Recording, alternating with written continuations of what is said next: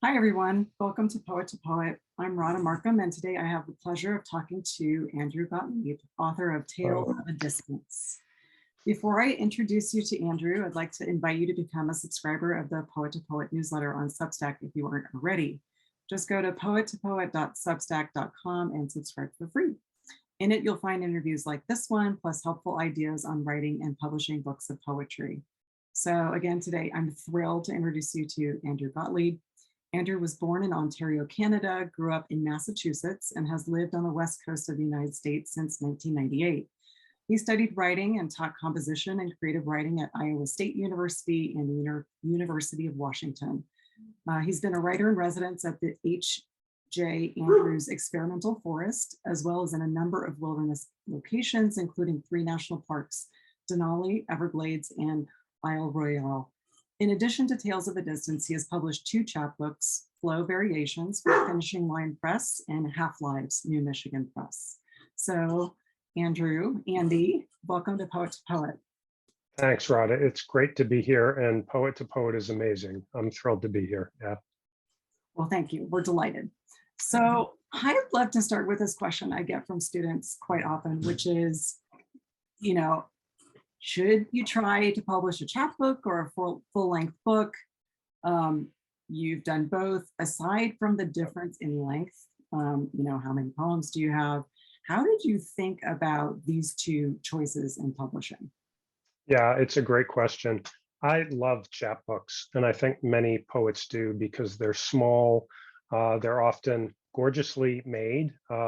They're a great smaller unit of poetry, and they feel pretty special. They're usually printed in smaller numbers. And I think that they're a great thing to approach first because you can make a chapbook with a smaller number of poems. So as you're developing your work, you can see how it coheres, and you can have a chapbook with 10 or 15 or 20 poems when you may not have the number of poems you need for a book yet. When you're putting a chapbook together, I think it also forces you to think really critically about your poems, and that's great practice before you're looking at a full book manuscript, which, as you know, it's a challenge to think about ordering poems. So I love chapbooks, and I think that I'll continue to try to make them. Big fan, yeah. Yeah, great. Yeah. So you alluded to this just now, the process is different for a chapbook versus a full-length book. How was the process different for Tales of a Distance than it was for the chapbooks? It took much longer, and I had a lot to learn. It's harder to arrange 30 or 40 or 50 poems and really understand that. I spent a lot of time laying out pages on the floor, taping them to the wall, and trying to get a visual look at what that order is. I changed the manuscript over years as I would bring new poems to the table and poems that I felt were better than older poems. So I'd take the original manuscript and strip out poems and add new poems. I did a lot of learning. I had to take rejections and think about what can I do better with my work.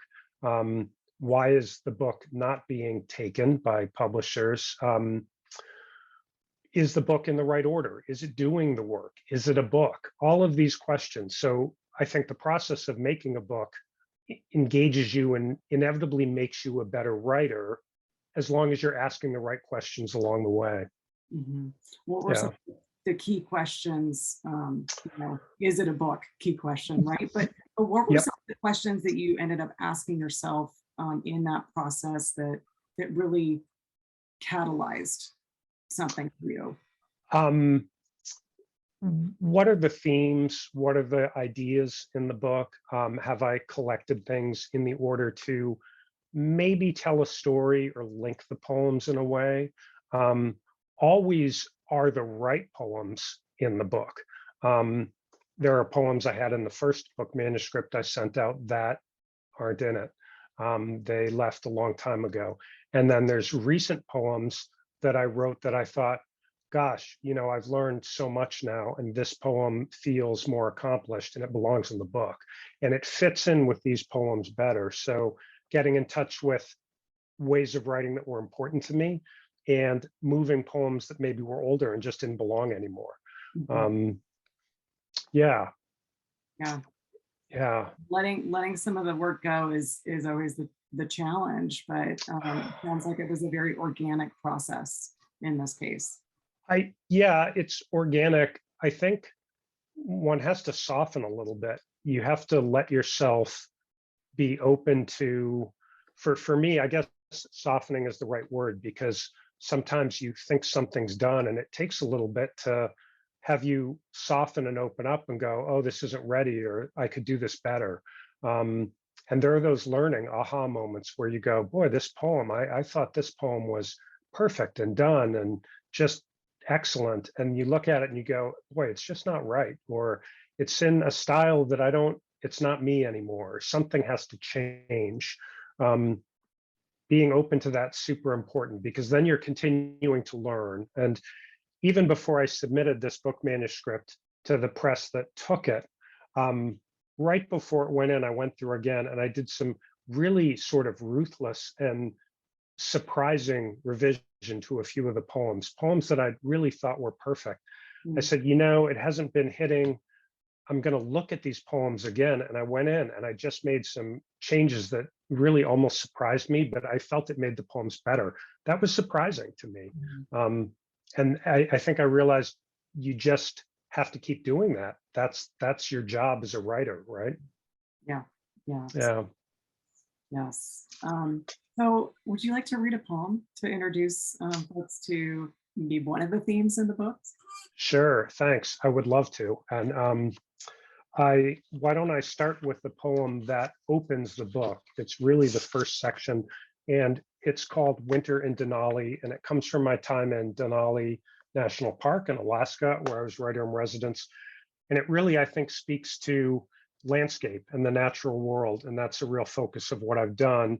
Although a lot of what I do brings people into that landscape. This one is a little more just about the landscape itself. And so it's called Winter in Denali, and the epigraph is from a Jim Harrison poem. It just says, "Form is the woods. Coats thicken, shaggy on caribou and moose. Birch and aspen shed theirs. Alaska holds still its riches, the earth tightening its grip. Storms spread stories, snow softening the edges of everything, hemming spruce and alder, drifting into slope after slope. The unseen curls warmly in sleep, breathing slowly in secret dens. The unseen leaves a ledger, cuneiform grammar trailing its language across snowed-over taiga. The cold smells of patience. What seems like little is only a particular slowness. Time is light, but time is not light, but layers. Your hunger is not this hunger. Dormant, then warm, then dormant, a lichen may thrive 1,000 years. It's lovely. I think it certainly speaks to what I think this book does so well, which is to, like you said, not necessarily bring a person into the landscape, but bring the landscape into us and have that landscape sort of work on the reader at a visceral level through the language and through the imagery. Yeah, it's hard to avoid that feeling. The landscape takes you over. And I was in Alaska in March in winter. And it's just, have you been to Alaska? I actually have not. It's one of the landscapes I don't know as well. But. Well, it's a treat waiting for you. And I think a lot of people try to visit in summer because it may be a little more accessible and the bears are out. But in the wintertime, it's all footprints and silence. And it's really quite special. It is you feel a different time happening. So that's where that poem came from. Well, footprints and silence, that sounds like a poem in itself. Yeah, right. Good point. Was doing on the page. Yep. Yep. So So you mentioned that you took many years, right, to develop this material Yep. that eventually came into the form of this book. So how many years did it take start to finish? Yeah, great question. Um, when I was getting my MFA, with you at UW, I was studying fiction, and I thought I was going to be a fiction writer. And I wrote poems all along the way. And I think I was doing more poetry after grad school. And 2008, I think I put together the first book manuscript. So that was about 8 years after grad school, so a while. Um, and this book didn't get accepted until last year, 2021.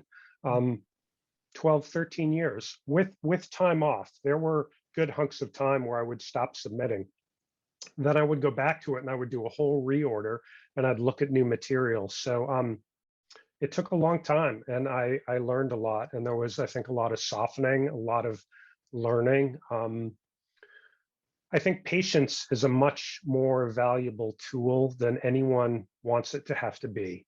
But that's just the truth. Patience with your work, and I think continuing to ask oneself how one can improve. And that's something I think at first I didn't want to have to think about that as much. I wanted stuff to be ready quicker. And the more I got into realizing the time it took to revise and to let things get better and to focus on that, what I could do, that was all goodness that made my own work better. Mhm, mhm. So in the end, you feel more satisfied with the work. Yeah, I do. And but I wouldn't be surprised if I look at it a year or two from now and find things I want to change. It just that wouldn't surprise. I think now I realize what a lifetime, people talk about when a poem's done. And some folks have said, well, when you get it in the book, but I'm not even sure that's true. I think that writing is just something you'll continue to look at and go, oh, I want to say this a little differently and I can say it better. That's fine. Yeah. Yeah, which sparks new work, which might be the next book. Absolutely. Absolutely. It's how we grow, right? Yeah. Yeah. Yep. Um, so how about another poem? How about, let's see, Box of Night? Cold Box of Night. Yeah, thanks. That's a great poem. And this is where I think at some point I realized one of the things I was doing with my work was I'd go out into wilderness spaces, but I wasn't just writing about nature, nature in quotes, or a landscape. It's always about people and how we're looking at that space. And I think that's part of a really important conversation that's happening now, at conferences and among poets, because nature isn't a static thing. It's something where we're part of it. And this poem does this a little bit. It's called Cold Box of Night, and it also comes from my Alaska time. My wife was there with me, and there is a couple in this poem. Cold Box of Night.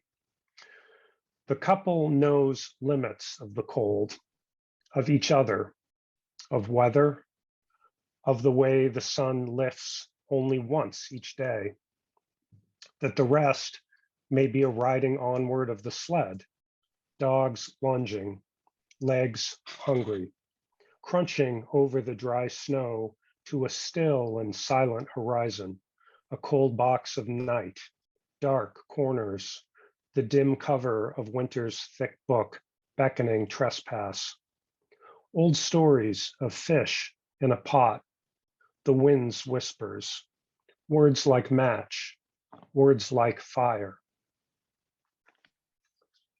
Lovely. Yeah, I think there's a time when you are writing a poem maybe about the wilderness, and then you realize you're writing about your marriage or a couplehood or that person you saw down the street doing something odd, and it's become wrapped into the landscape. And then you find yourself with a new poem that says something different than what you thought you would, right? Mhm. Yeah. Yeah. Yeah. Yes, that inner and outer mirroring that happens through the language. Yep. It's really Yeah. amazing. So I'm curious about your approach to revision. So, Yeah. we talked a lot already about just how important that is, allowing the Yep. time, being patient, revisiting, really over time, asking questions again and again of the same poem. Yep. And maybe poems are never done, but how do you know when you're satisfied enough?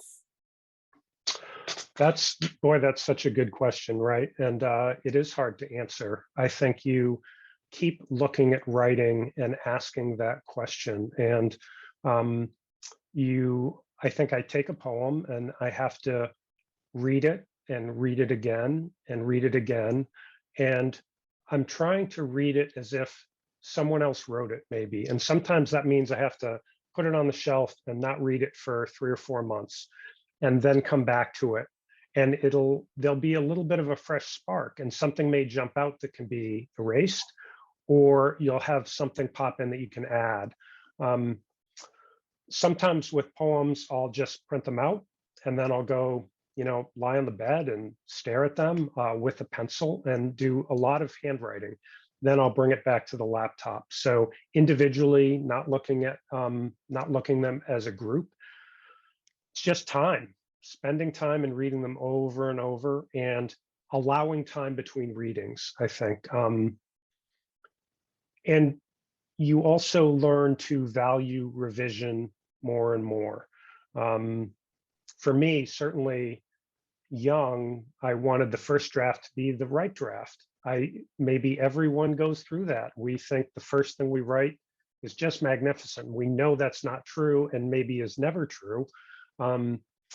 Those first drafts are great, but only because you can shape them through revision, which is where magic happens. Mhm, mhm.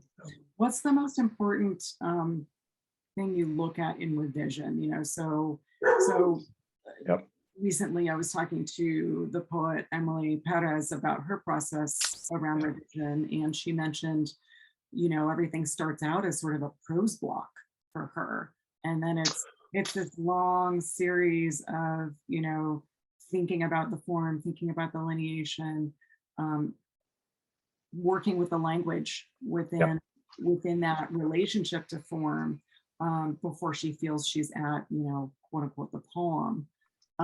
So walk us through maybe your process a little bit, because I think it looks different for every one of us. Yeah, I love that. And I heard your interview with her and I loved it. I love the idea that she writes in prose. I actually have her book here, What Flies Want, thanks to Poet and Poet, and the work is wonderful. Um, I don't do quite her approach. I will line break as I write. And that can be sometimes arbitrary. You go with your gut or the breath or what you think a unit or a phrasing is that might belong to a line. I have done a whole reorganization of poems. I've done totally different line breaks later. So that's something I do think about. Um, One thing that jumps out to me, one of my tendencies has often been to have the last line of my poem be somewhere else in the poem. Mm. So I've always got that in my head, and sometimes others have pointed that out. Sometimes I catch it. But making sure the poem ends on a place that sort of opens up or is something a little bit unique, not too much of a lockdown or concrete. So I spend a lot of time there thinking, where did this end and is it the right place? The same thing can happen at the beginning too. What is the poem opening with? And is it the right image? Does it lead the right way? Sharing poems with other people and get their reaction, that's another great tool. It takes it out of your head. It lets someone else gives you feedback. And sometimes friends have given me just spot on insight to where a poem can be changed.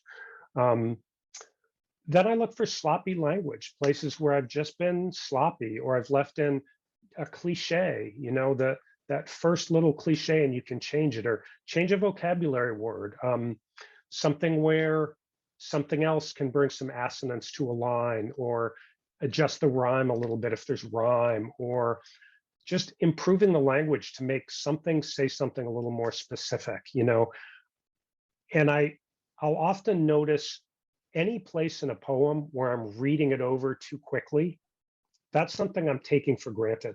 Mm, And if I stop something I'm not thinking about, that's a place I go to because I'm taking it for granted. And often that's something I have to change. mm. That's a really interesting observation. Yeah, Yeah, yeah. And, I think we all sort of, as writers, if we do it long enough, learn our habits, yep, and the laziness. It's not so much like, oh, I'm a lazy writer. I'm not, I'm not up to this task. It's more like your habits get in the way of that better language, or that better way of expressing the more true expression of absolutely. whatever it is. Yeah, I think you just hit the nail on the head. It's that just kind of can get in the way. And if you become alert to what your brain and habits are, it can have so much impact on how you revise. Yeah, yeah, Yep. great. So, would you like to read maybe one more poem? Yeah, that would be great. What if I read Night Trees? It's on page 14 here. I'll read it because, again, it's another poem that I think uh, takes the natural world, but then it, help me reveal a little bit how I inhabit it and why and what it means when I'm maybe in my house in the suburbs, but still thinking about the trees in the wilderness. And so Night Trees, and it has an epigraph by C.D. Wright, and the epigraph is, "The trees are there, the trees true me." Hmm. One frog, trilling his simple speech from the neighbor's place, while my wife fights sleep, afraid to miss any kind of indictment or monotony. I do my best to clasp the hand of night, a companionship, blood brother to mile markers and the ever-changing slant of shadows and what we imagine them to be. Snakes in the road, and more often bodies, whole people, profiles, faces, noses, shaggy wings spread in supervision of my wife's dreams, most likely. She can dream up emergencies like nobody's business. And when her book hits the floor, there's relief for everyone. It's then I consider walking barefoot through the grass under the night trees, sycamore, fir, eucalyptus, any species of pine, avoiding any man-made light. One more glance at Venus, Jupiter, an ear for leaf scuffle, for any song of the clan, until my wife wakes in a panic. "What's happening?" she'll demand. "What's happening?" Unaware of the stillness of a cedar, the easy way I brush litter from the soles of my feet. Yeah, It's beautiful. thanks. Yeah, thank you. So, in closing, how can people find you if you want to be found? I have a website, Andrew C, middle initial C like Charlie, Gottlieb, Gottlib, a name I find myself spelling over and over through my life. They can always reach me through my website. I'm on Instagram, I'm on Facebook.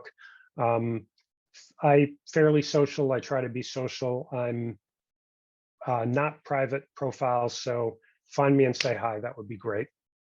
Awesome. Perfect. Yep.